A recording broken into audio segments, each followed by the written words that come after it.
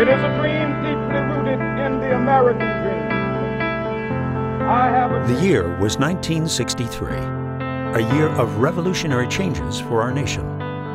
Martin Luther King Jr. gave his "I Have a Dream" speech on the steps of the Lincoln Memorial to more than 200,000 African Americans, encouraging inclusion and denouncing segregation.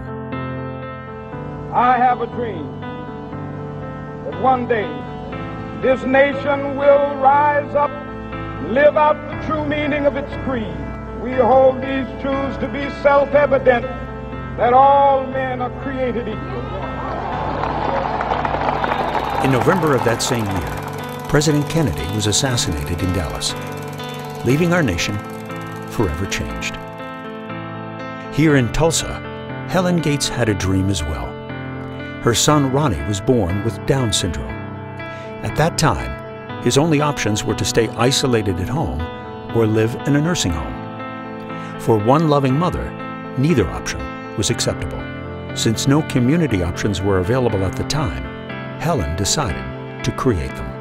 In 1963, Helen rented a farmhouse at 71st and Lewis Avenue in Tulsa and opened one of the first group homes in Oklahoma for the intellectually disabled, serving 6 men, including Ronnie. 3 years later, a second home for women opened at 53rd and Lewis.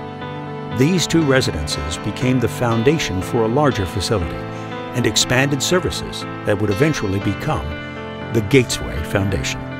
Helen's dream of providing innovative services grew each day, and the campaign for a larger home began.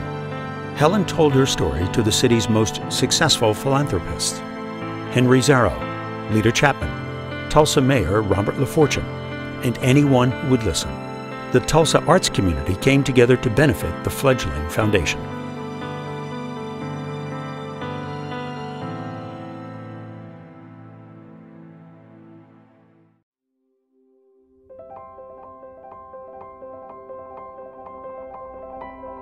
Touched by Helen's story, Lita Chapman donated funds to purchase a 10-acre tract of land in Broken Arrow for a state-of-the-art facility to be built. Here, Helen could focus on providing Ronnie and his friends real family companionship in a real home-like atmosphere. Helen also encouraged job training, allowing residents to work in the community and earn a paycheck.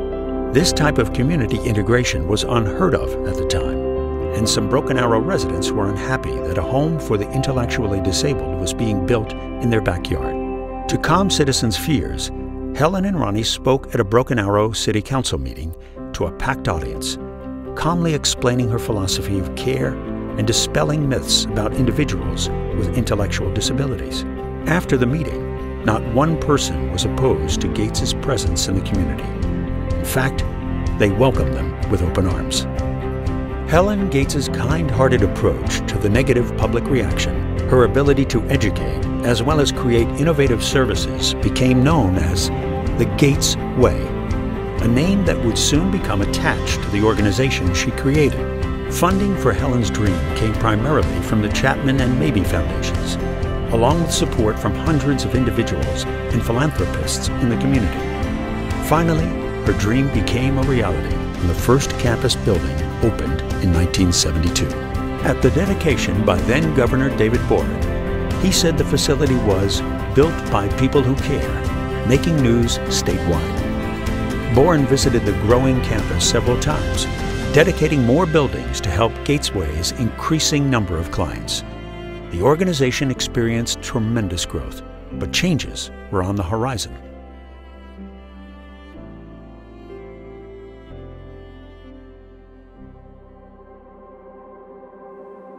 For 20 years, Helen Gates's idea of community inclusion changed the way people looked at those with intellectual disabilities. No longer were they tucked away with their families or hidden in institutions. Helen's idea was the basis for dramatic change in government policy, and were quickly becoming a standard in the industry. The federal government began providing funding for privately operated residences. Coupled with the state-level changes with the federal Medicaid waiver program, Oklahoma was paving the way to increased services to individuals with intellectual disabilities living in the community and not just institutions. In 1982, the Jim Brewer Celebrity Golf Classic began to help raise funds for Gatesway programs. This annual Who's Who of sports celebrities regularly included guests such as Johnny Bench, Mickey Mantle, Sandy Koufax, Barry Switzer, and so many more. Opera great Beverly Sills gave a concert to Tulsa's Glitterati to benefit Gatesway, and the community continued to believe in Helen's dream. However, with insufficient funding to enact mandated improvements, institutions, including the Hissam Memorial Center in Sand Springs, were overextended and struggling.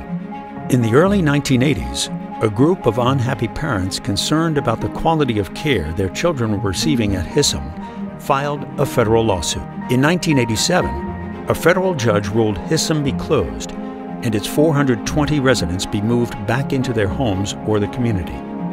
This ruling impacted Gatesway, and new clients flooded in. The insurgence of clients required more staff, expanded programs and facilities, increasing the size and scope of the organization. However, thanks to the dedication and forethought of its founder, Gatesway proved once again to be the leader in community-based programs for the intellectually disabled.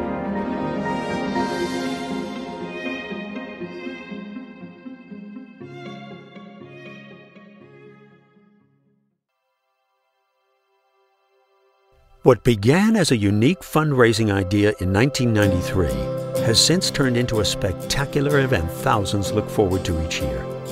The Gatesway Balloon Festival attracts hot air balloons from around the country.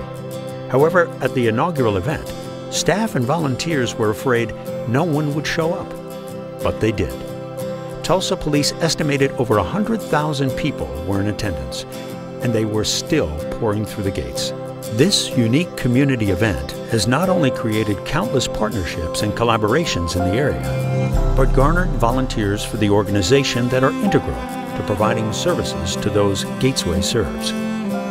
Helen Gates passed away in 1994, just as the last of Hissam's residents were finding themselves placed in the community.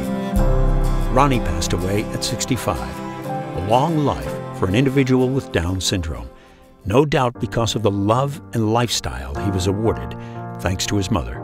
Their portraits hang in the corridors of Gatesway as a constant reminder that a mother's love shows no bounds and has the ability to change people's minds and lives.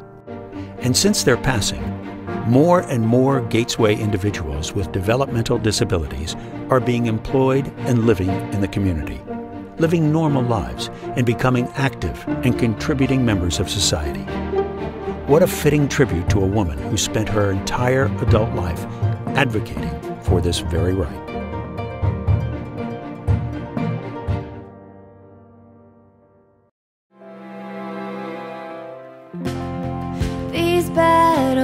Today, Gatesway serves nearly 400 individuals, either through its vocational or residential services each day. With nearly an equal amount of employees, individuals get quality care and coaching from some of the best staff in the area. The campus has grown from one small farmhouse to a campus with 9 buildings and a growing number of homes in the community, 3 new group homes, an intermediate care facility for those who need the most care, a vocational training center to start individuals on the right path to job success, and a day center for those who are unable to work or who just want to retire. Gatesway continues to lead the way with program effectiveness and innovation. For 50 years, Helen Gates' dream of providing opportunities for her son and people with intellectual disabilities has been a reality. Gaining true independence is Gatesway's goal. And to some, it may sound strange when staff explain that the happiest days of their professional lives are when they can say goodbye to their clients. That was Helen's dream. Today, it is the reality Gatesway's employees work very hard to build upon.